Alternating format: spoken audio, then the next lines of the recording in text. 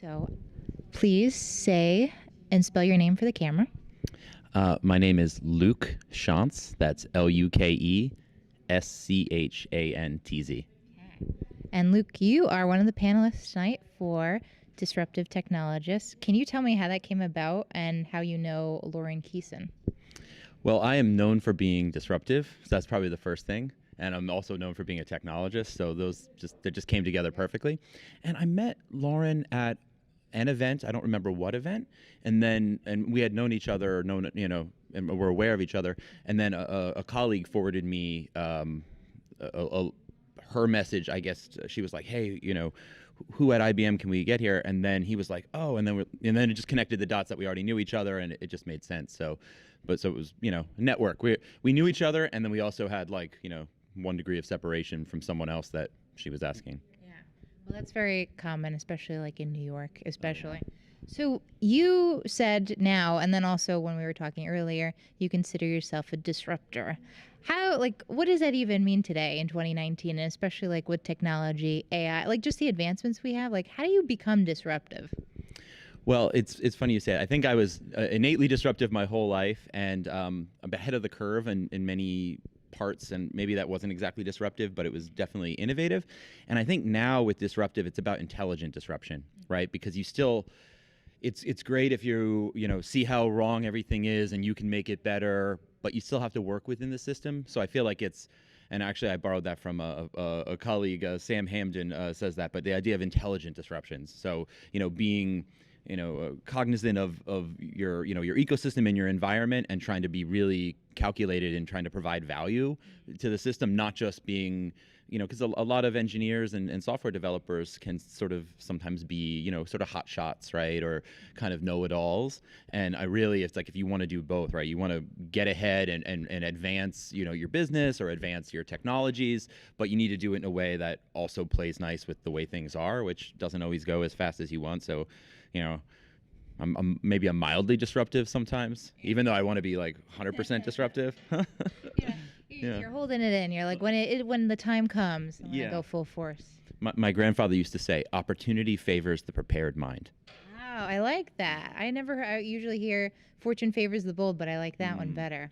So you have a really interesting background, not only IBM, but also the experiences you've had prior to this. Can you give me a little background on yourself?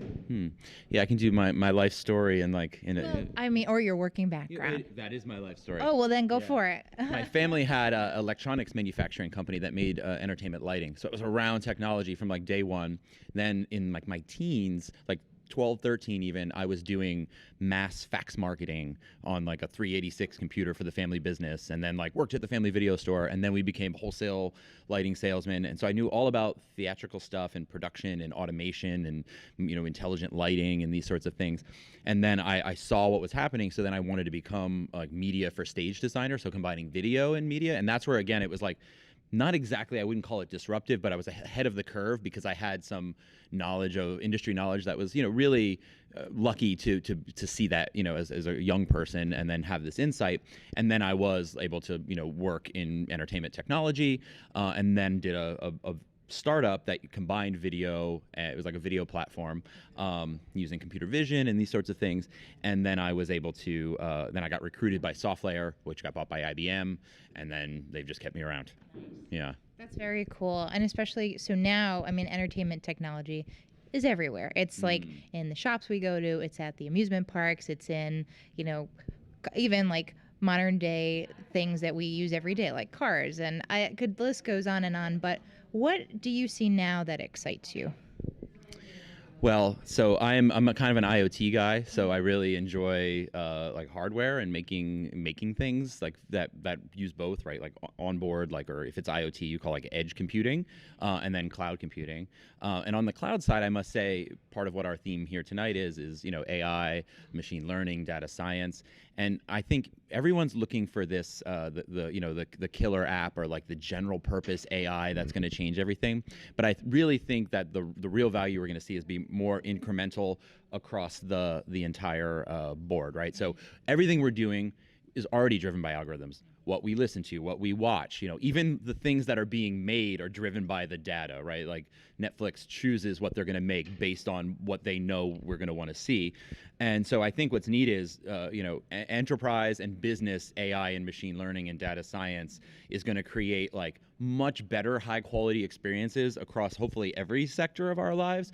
And it won't necessarily be this like talking robot or like, and we will have some of that. We're gonna have self-driving cars. The robots are already here, but I think the real like thing, and that's what excites me, because sure, I love the sci-fi and I love that robot story and I love Battlestar Galactica, and I just watched The Expanse, which I loved, which is brilliant.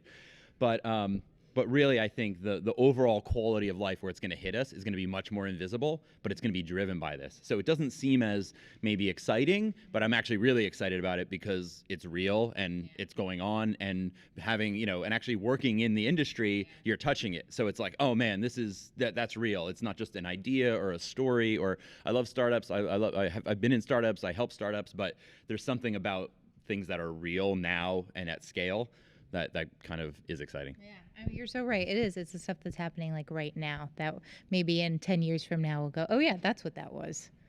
But I think that is so cool now that we're doing. And then the panel tonight, very excited to hear you speak, all our other great panelists. Real quick, do you think robots will take over the world at some point? I don't think robots will take over the world, but I think, I think what it means to be human will change. That's really, I agree with that. Okay, well, thank you so much. Do you want to plug anything before we go? Any exciting projects? Social media handles? Floor is yours. Well, it's at Luke Schantz on Twitter, Luke Schantz on Instagram, but it's really just street photography. That's check it out. Yeah. And I would say the thing I'm working on right now that I'm excited about is I'm working on collaboration with IBM Watson and Sony's Presence Board. So I was talking about, it's like computing on the edge with like low power microcontroller from Sony, and then processing the data in the cloud with IBM Watson. Very nice. Well, I can't wait to see updates on that. I'm going to follow you right now. Thank you. Well, after this, not right now. Cool. Thank you so much, Luke. Thank you. Thank you. That was awesome.